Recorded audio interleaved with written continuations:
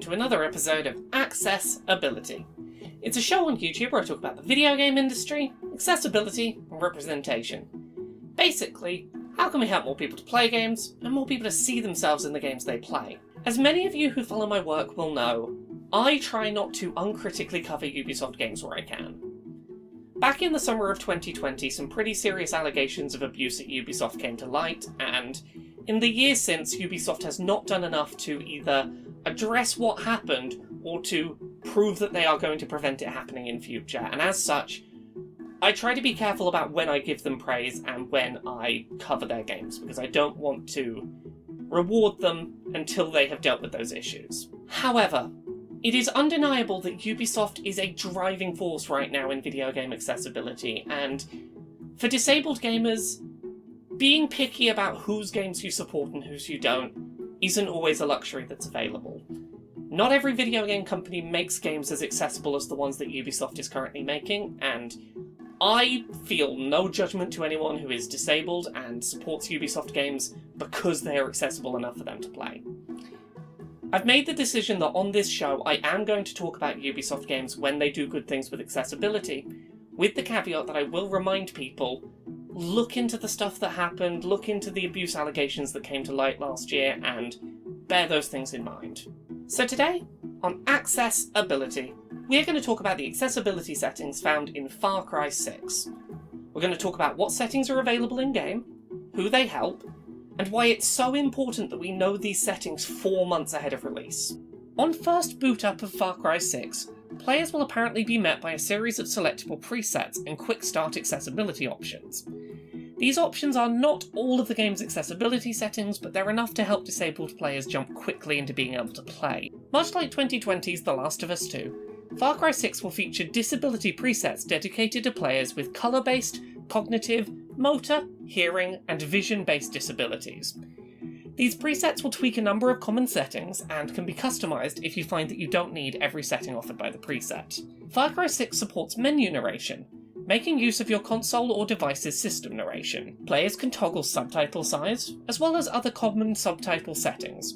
You can have a background behind subtitles, turn on direction indicators for where a given speaker is, see speaker tags for who is speaking, and set up subtitles for sounds happening in-game which aren't spoken text, such as an explosion or a gunshot.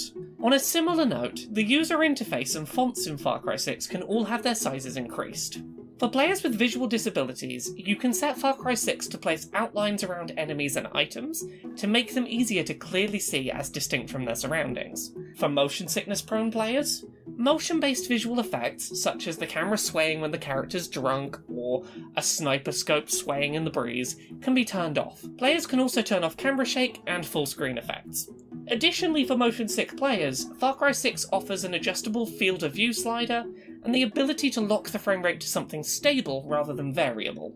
For players with motor control disabilities, or those needing alternative control schemes, Far Cry 6 offers full control remapping, options to alter how toggles, holds, and repeat button presses work in-game, alternative options for how to sprint, left-handed player-focused control setups, one-handed control presets, a no-stick presses mode, a holdless mode, aim assist, aim lock-on, auto-steering, and the option to turn QuickTime events into single button presses. The game will feature 2 difficulty modes, one focused on story and one focused on action. Players can customise the HUD in-game, either reducing clutter if they find it distracting, or adding additional elements in that they might find useful. By clicking the right stick during gameplay, players can enable voiceover, which will narrate every in-game item or UI element you point your cursor at, with options for custom voices, speaking speeds, and volumes. Lastly, the game features Tobii eye tracking support,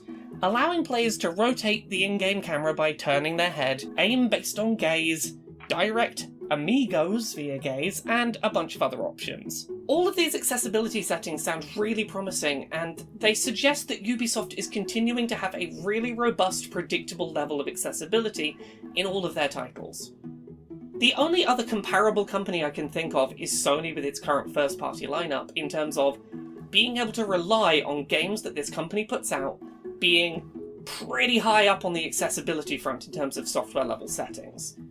But Alongside that, we know these settings 4 months before the game comes out, which is not only unusual, but wonderful. This is what we should be aiming for in our industry. A few weeks back on this channel, I published a video all about the fact that far too many video game publishers treat accessibility settings as reveals to be trotted out days at most before release of their video games, and disabled gamers deserve to be able to get excited about games as early as everyone else. They deserve to be able to know whether a game's going to be playable so that they don't get excited and get disappointed later.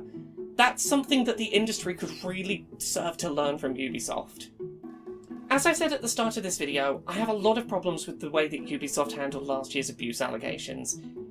I don't review their games, I don't give them uncritical press coverage, but I cannot deny that in terms of accessibility they are knocking it out the park very consistently, and we should learn positive lessons.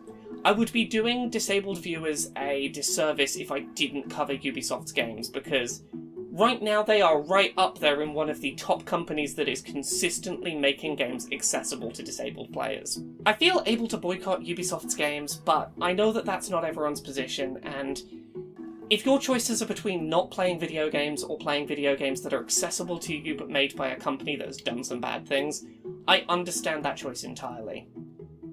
Here's the thing.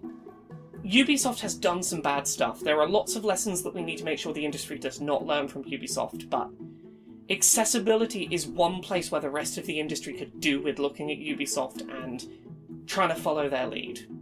Don't follow their lead on all of the other bad stuff they're doing, but follow their lead on this.